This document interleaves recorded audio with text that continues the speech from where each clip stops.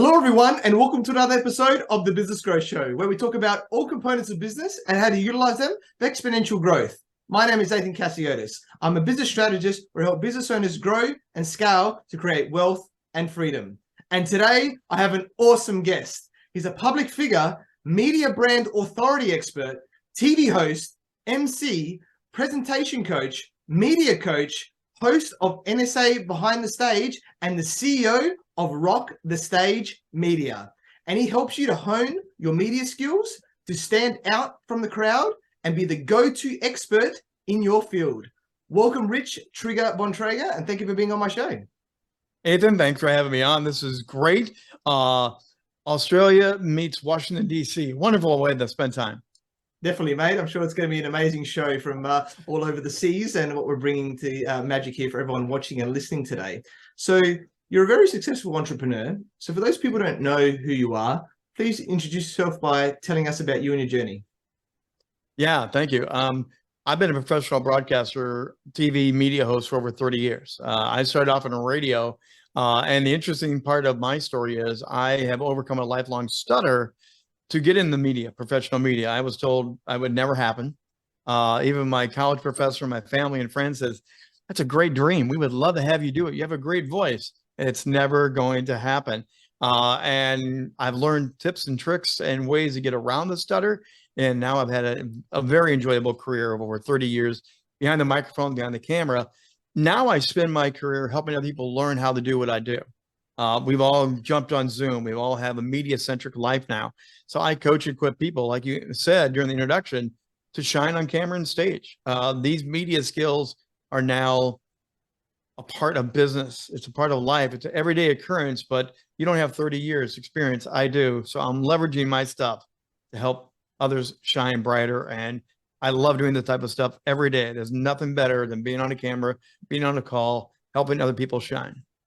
Yeah, awesome, mate. Definitely awesome. I'm sure it's going to be a powerful episode today with all of your experience. And I think a great place to start is our personal brand, right? Because, we have business brands or whatever we're doing, but us, people buy people a lot of the time. So I think, it's important that we have a personal brand. So let us, go a little bit deeper on what a personal brand is, why it's important to have a personal brand, and then how can we enhance our personal brand as well?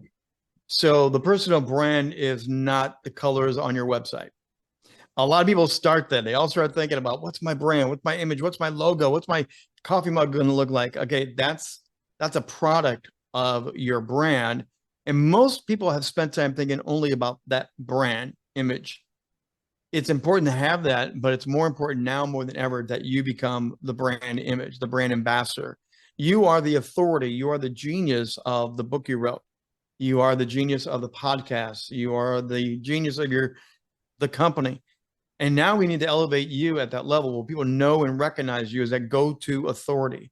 Whatever business you're in, even if you fix cars, you can be the go-to authority of high-end, high-performance race cars. You don't deal with the classic Volkswagen, you deal with Ferraris. To elevate yourself as being that is a different game of who are you? What are your skills? What tips and tricks do you know that others don't know because they don't play in that field? It's now about amplifying that in a way that people will want to click on you, want to follow you, hire you, because you are literally an expert in your field, separate from anybody else. Yeah, awesome, mate. Love that. Definitely really powerful. And there's so many levels, to building our personal brand as well over time. And, one of those elements, you mentioned obviously with your massive amount of 30 years plus experience is media, right? Being in the media, can give us a lot of exposure as well. So let's talk about it just from the big sense there of getting into the media. What are some ways that we can do that we can actually get into the media? Because perhaps some people are like, how do I actually get there? So now more than ever, I'm coaching people on how to build their own media empire. This is now the easiest thing in the world to do, and we're doing it right now. Because of the pandemic now, the world's opened up and we are on video calls. These are not video calls. I coach people to change their brain waves and start thinking about this is TV. We are literally on TV creating our own original content. Audio podcasts are different than TV podcasts. The audio is just the audio. So some things you do hand gestures, do stories on TV. You have to clarify if you're doing audio only. You have to learn the trades of this. But you can now be a book publisher and have your book and have a book launch party. You can amplify your authority with the book launch, audio book launch, virtual book launch like we're doing here, or you can do a hybrid event.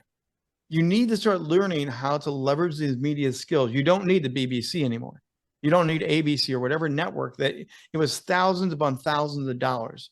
Now, literally, you get to share your genius by producing your own content in a media savvy way, as I tell people. So people do want to like it, share it, click on it, and they want more content from you because you have the content.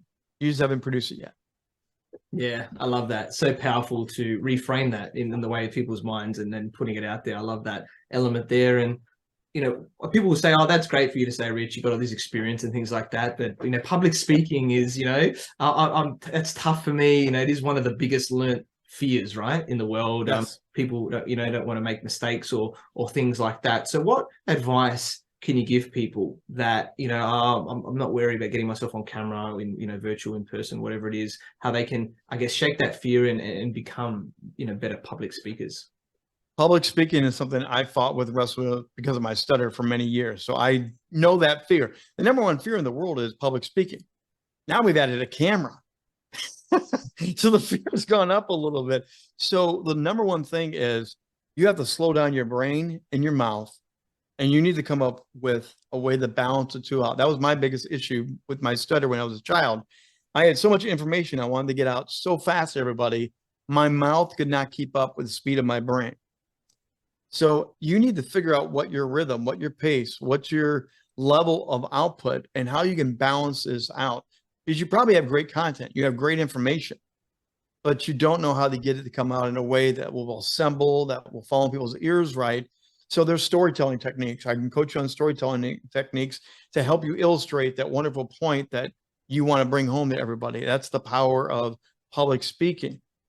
Public speaking also is like steering the ship. You have the bridge of the ship is your platform.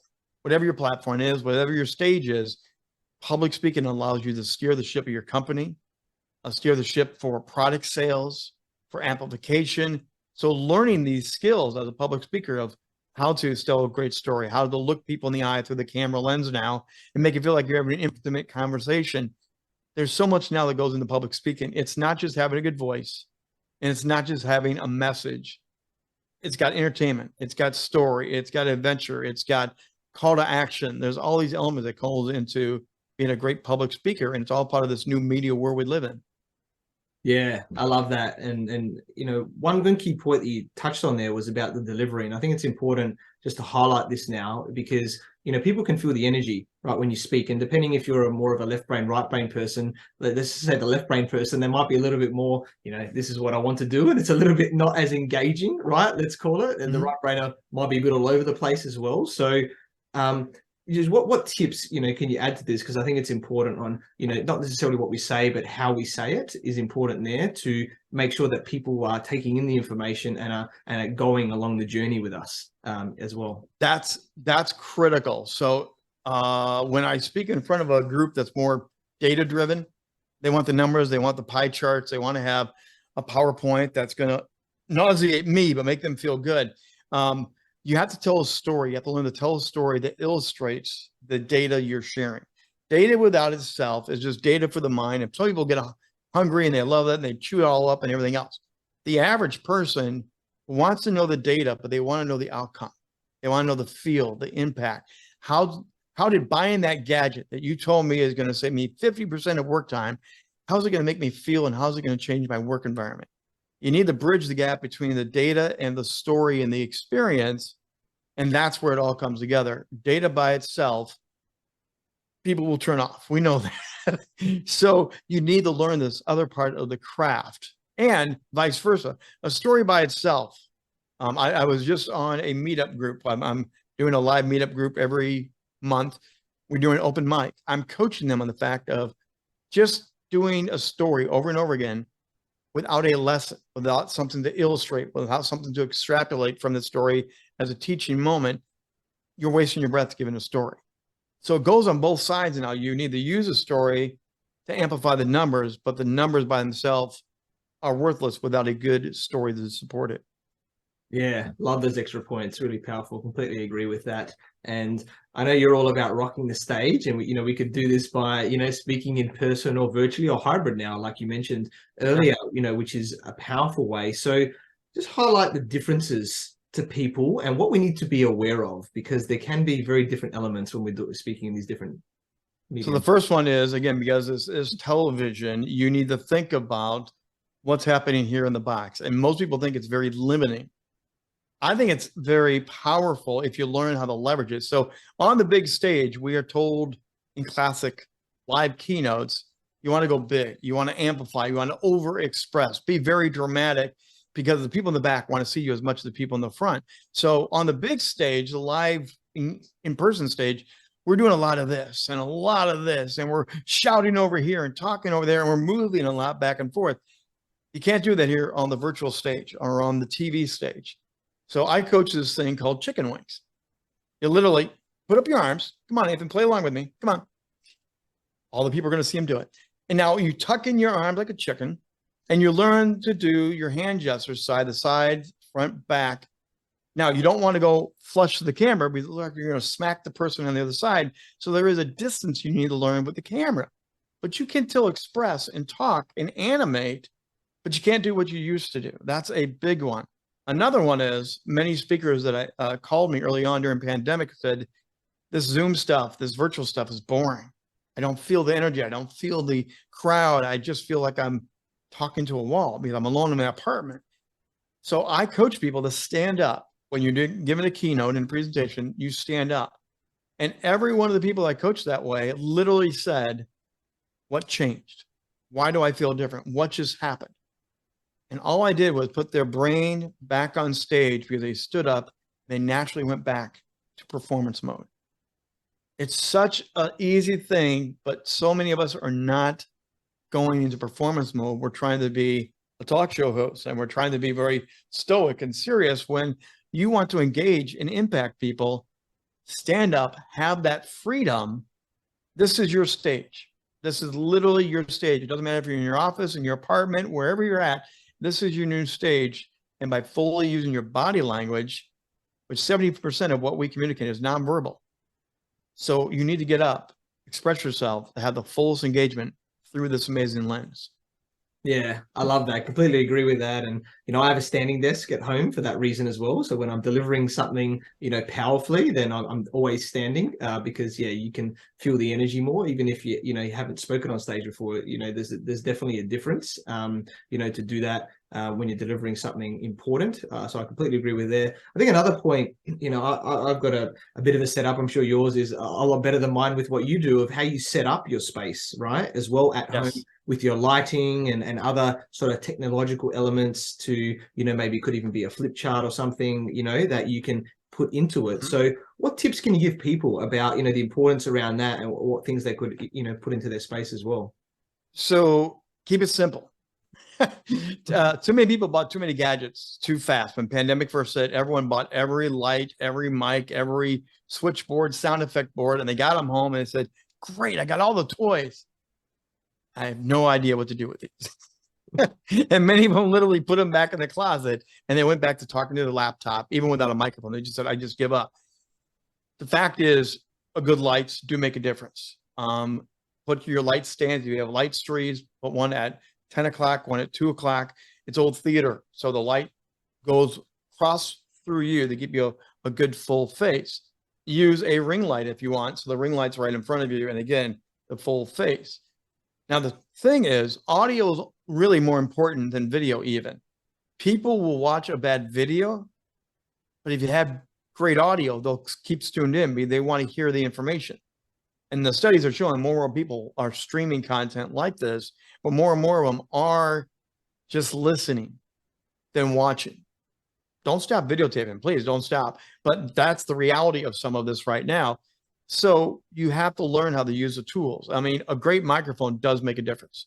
I have gone from the laptop to a lapel mic that I clipped on. I do a lot of standing and moving and teaching that way, to a different microphone that I had a boom mic for a while. And then I just got this brand new Rodecaster, which is a great Rodecaster machine.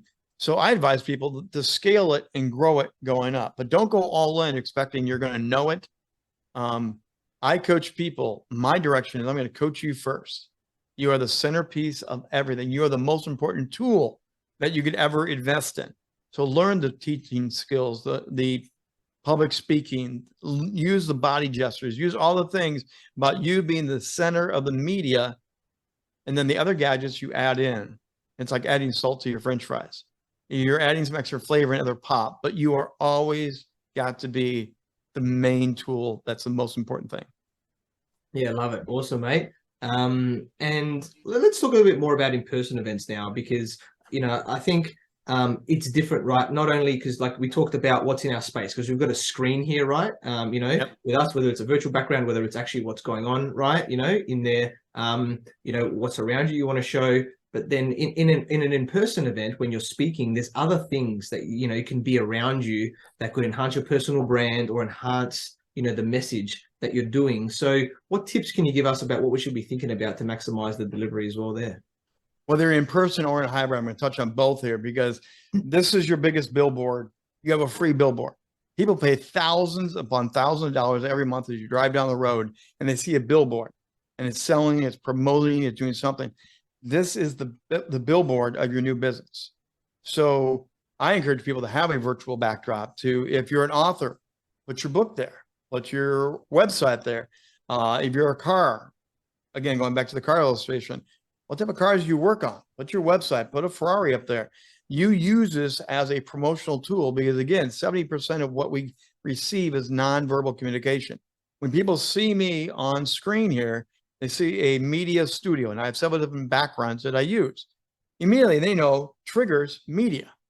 This guy is a media junkie. He's a media expert. It helps elevate the brand without me saying a thing. Now, when you're live in person on a live stage or even hybrid stage, I encourage you to still dress the stage to communicate just as much as here virtually.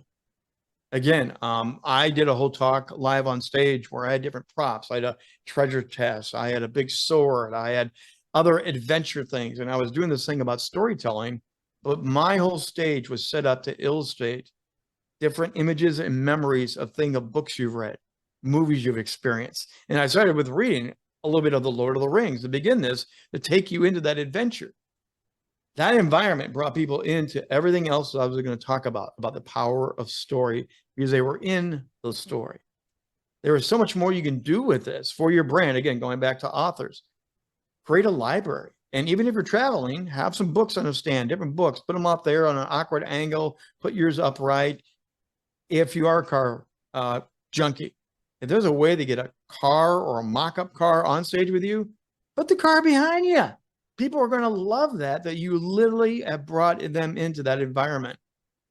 Too many people are just having a blank stage. Too many people are playing it simple instead of being the creative. The other thing about the live in-person stage right now, there's a major shift, and that is we used to get thousands of people to come to an event. Between COVID, air travel, hotels, prices right now, the venues are shrinking because people are not coming back in the thousands. The best impactful groups are between 200 and 500 people. But that makes a more intimate conversation now. It makes it, you're not doing a keynote with full energy. You're having a conversation that's sharing information, being of value with more direct access to less people who are willing to listen to you because they wanted to hear you at that event. It's a big game changer, but the intimacy factor goes up. So those are some of the trends of the in-person and the marketing and branding. And again, if you do have a brand color, when I'm on stage, blue is my color. My logo has blue and gold, and I wear blue. So people know me. When I come live, I will have a blue shirt and jacket on, guaranteed. Yeah, awesome, mate. Love all those extra tips there. Really important to enhance the brand and bring those other elements to enhance the stories, like you mentioned as well. That's awesome. And I know a big thing for speakers that I speak to is that they have like a speaking persona, right? Before they go on stage. There's a lot of talks about people flicking a switch, so to speak, and they become this different person, right? When they go on stage. So I'd like to hear your thoughts around, speaking personas, what it is, I guess, and how they can help us, to get into the zone and deliver our message with more power. People are wanting authentic people on stage. We don't want the fake, the fluff, the over personified person, but there is performance to this. So I have my own ritual before every either live event, in person, hybrid, virtual. I will grab my phone and I will play Carry On Wayward Son by Kansas. It's my way to get amped up, especially now that it's virtual a lot of the times. I don't have an audience. I've got me in my studio. So I use it and I play air guitar and I'm rocking backstage and people see me like, what the heck is he doing? I got my earbuds going. That's my way to set the engine. That's my way. So when they do the introduction, like you did earlier, the introduction is go and I step on stage and I go bang. I hit it with the same energy that the crowd is expecting because you had a killer introduction. I think there is something to that, to set yourself up with that type of energy. But then you need to go into that authentic mode. And that's why I think one of the first things to do, your opening story of your speech, your keynote, needs to be a story that reveals a little bit about you, not your hero story. Lead with a story that you blew it, a pain story, something they understand who you are, what you're about, and what you're going to bring of value to them today. So you want to hit it with energy, but you want to hit it and be authentic and be real. Because if you stay up there as being the rock star, you can't do that for 45 minutes. So, and people aren't looking for that anymore. They really are looking for, I want to know you, trust you, like you. So take off the mask, get real, but do it with everything you got. Pour out your energy. When I get done with a full keynote, I am wiped out because I left everything in the room. That doesn't mean I fire hosed them. It means I just gave you everything I had, the best of me. Yeah. That's awesome. Completely agree. That's the thing as well. And I found you almost have to give a little bit more on the virtual sense as well, right? So that people can feel, because you can feel it, right, in the virtual sense, but you have to just step it up even another notch at the same time. A lot of people did not realize that because they thought this was going to be like robotic.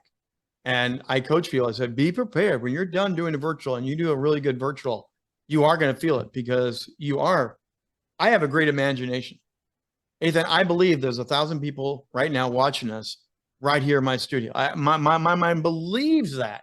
So I'm playing to a virtual imaginary crowd and I train myself that way. When you do that, you do pour yourself out, but it takes a different form of energy. So yeah, you get done, I get done, and I'm like, I can only do a couple of those a day.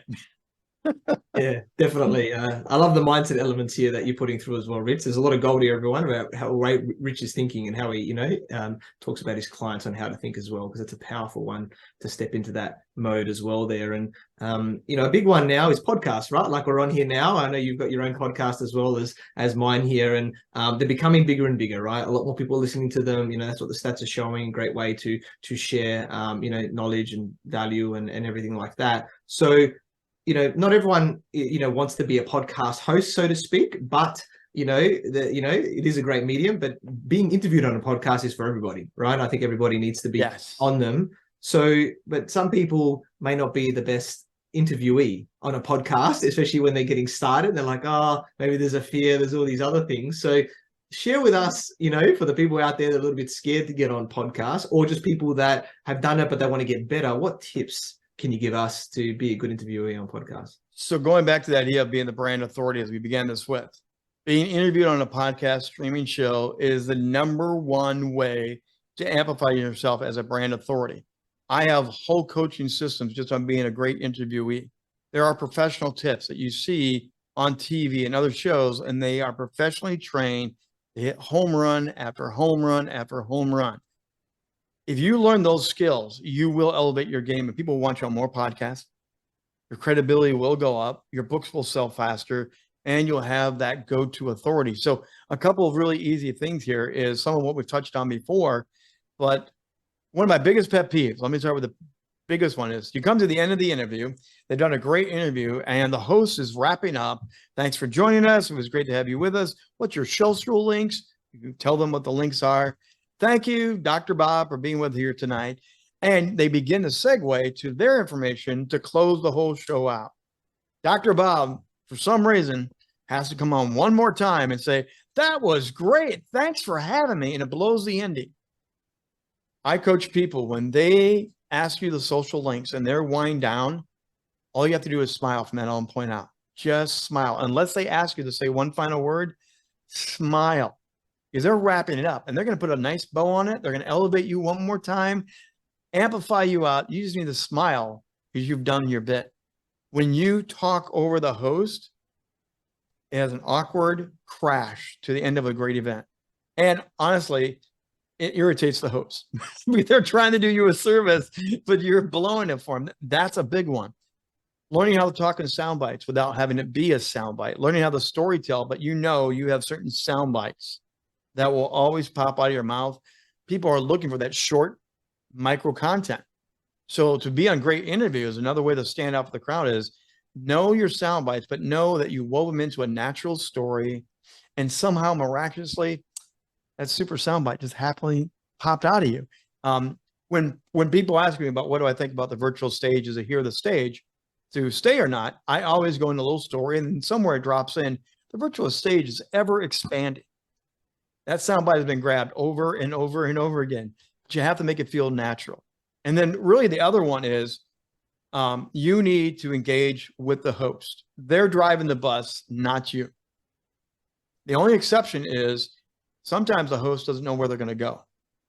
And if this is not going where you want to have it be about your brand, your authority, your expertise, when they ask you a question that was way out of left field, answer the question and then weave it back in to what you really want to talk about. Politicians do that all the time. So you can steal that one from your local or, kind of national political person. They know how to bring it back to the topic at hand. That's important with a podcast, to always bring it back to the topic at hand. Those are just a couple. Yeah, amazing tips there. I loved all of them. Really powerful elements. And hopefully, like us, we're good hosts and we ask the great questions to steer it. But you never know. Sometimes you're going to have those little things in your back pocket to. Hopefully, I won't talk over you at the end. We'll tell soon enough, Rich. But nah, I'm sure we're going to end the show well today. And yeah, I think another key thing, especially for business owners, is about pitching a big deal, because they want to go in, they need to sell themselves, right? In that moment, whether it's virtual, whether it's in person, you're meeting someone and things like that. And the way you present yourself is important when you're doing that, because it's like that moment, right? Taking sales out of this, but just how you're presenting it. So what tips or thoughts around that do you have for us? I am not a hard sell guy, whether it's on the stage of any sorts. I'm rather I communicate that I am a coach and I have coaching programs. I communicate by illustrating a story of a client I work with or a project or a stage I was on. People naturally pick up on, oh, he's a coach. Oh, he's hosting podcasts for other corporations and companies. Oh, he does that. I don't have to tell you, by the way, I have my program. It's $19.95 and buy it over here. You don't need to do that. You need to just start talking about what you do, and it illustrates you as that go-to expert. People will pick up on it naturally, especially at the end. Often you feel that tension that, oh, I got to let them know I have a brand new course. I got to somehow drop it in. And it feels forced. And everyone, including the host, feels ucky about it. They feel like, you just tried to sell me and I didn't want you to do that. It's like a bad slobbery kiss. So you weren't expecting it. So the idea is just be you. Go back to being that natural you. Let you and your authority and your content speak for you. And then if the host asks you, by the way, is there something that you want to mention? Is a course, is special? Have a free PDF, have a free gift, have a lead magnet, but not a hard sell. Because then when they come to the lead magnet, they'll drive them to your website. They'll learn more about what you do. Let them go on the journey to learn about you without pushing for the sale. Yeah, love it. Awesome points there as well, mate. Really powerful. And, we are both coaches. So I love to ask a question about, because all coaches need coaches at the same time. So as well as just generally, right, business owners and people out there, is important. So how important has coaching and mentoring been for you, in business and life, and what's it helped you to achieve as well? So I'm a big fan of mentorship, a huge fan of mentorship because it impacted me personally. I've had formal mentor coaches and I've had informal ones that to this day don't know they coached me. And because I'm a constant reader, I'm a constant learner. So my pastor growing up was one of those people, highly influenced me and mentored me and poured into me when I had the stutter of, he was the first one to put me on stage. He said, you're going to go preach on Sunday morning during our youth Sunday service, and you're going up there. And I'm like, I'm going to what? He was the first one to begin to speak into that. So it was really fun to have that. Broadcasting school, coaches, mentors. Actually, Harry Carey from the Cubs baseball, Chicago Cubs, I listened to Harry Carey do Cubs baseball with a transistor radio in bed, even though my parents told me to go to bed. I would listen and I would learn about broadcasting, how to paint a picture with a radio, and no one saw what's going on, but you would talk about the dugout, the breeze, the smell of the popcorn, how the batter's digging up, how far the base runner is leaning off. I got into sports broadcasting because of that, because of listening to a mentor, listening, eating up everything he taught. Storytelling, I learned from another pastor. I've never formally met him. I've seen him on stage, but his storytelling ability was so powerful. And it was a casual conversation storytelling. I literally mimic and I picked up a lot of what he does because I feel it's highly effective. Yes, mentors are great. In fact, I'm just now beginning to work with an individual that I've known for years through the National Speakers Association, but that relationship now is blossoming into something more. And we're doing some collaborative stuff, but it's also, he's taking on the role of that mentor. And I get to hang out with someone that is well above my pay grade in the speaking realm, but I also get to learn and work with them. So that side-by-side rubbing is the best thing in the world. I highly encourage anyone. The best athletes in the world have a coach. Why don't you? Yeah, love it, mate. Completely agree with all of that. I have multiple coaches and they've definitely, create a shortcut, right, for us instead of trying to bumble around and work things out. We can work together and think about things and get there quicker to enjoy our life or business more of what we want to be doing in life. And yeah, it's been a powerful show today, Rich. You've been dropping a lot of gold, which has been awesome. And just as we're wrapping up, what one key piece of advice would you like to give to all the entrepreneurs watching and listening today? One of the biggest things is have fun. This is meant to be informative, transformational. Yes, you can sell, but the best thing is have fun leveraging this media to your advantage. Again, way back at the beginning, I said, well, you spend thousands upon thousands of dollars and you might get lucky. You might have a 30-second commercial and you might have something happen. We now have free access to generate our own content, present it the way we want with our music, our style, our brand, our whatever, but you need to have fun doing it. I have so much fun doing what I get to do. It's energizing, but I know too many people are taking it too serious. They get too stressed out. They want to be perfect. Some of the best videos are the ones that it's the most chaotic, crazy, unscripted. It was real and authentic. No matter what, go out, have fun, and rock the stage. Yeah, awesome. Completely agree, everyone. Definitely have fun while you're doing it and you won't work a day in your life. You'll be enjoying it. That's the main thing there. And love it, Rich. And yeah, we connected through our networks. Learned about your awesome journey from, being a sports announcer, TV host, to the host of NSA Behind the Stage to, now the CEO of Rock the Stage Media, where you help people, hone their media skills and stand out from the crowd and be the go-to expert in their field as well. You're an awesome guy, very knowledgeable with a lot of wisdom, and I'm sure you continue to help people share their message with the world. I'm very grateful that we connected and I look forward to working with you. So Rich, how can people find you, get in contact with you?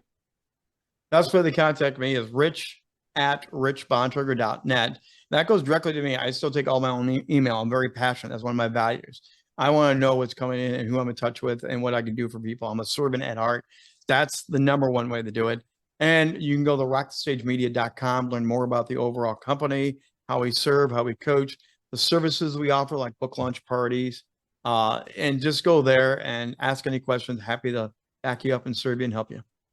Awesome, guys. Definitely check out Rich's email and website there, and powerful stuff if you want to take yourself to that next level by rocking the stage. And thank you to everyone for listening to this show where we talk about everything on business growth. And please like, subscribe, and leave us a 5-star review. And you can find me on Facebook, LinkedIn, Instagram, and YouTube as Athin Cassiotis, or visit my website, athincassiotis.com. And if you want to grow and scale your business, you can reach out to me on any platform to see if we're a good fit. And I completely agree with you, or do I? The only way we know is if you tune in next time. So until next time, remember that our business grows when we learn skills and take action using them in spite of fear. So remember to design your growth and results.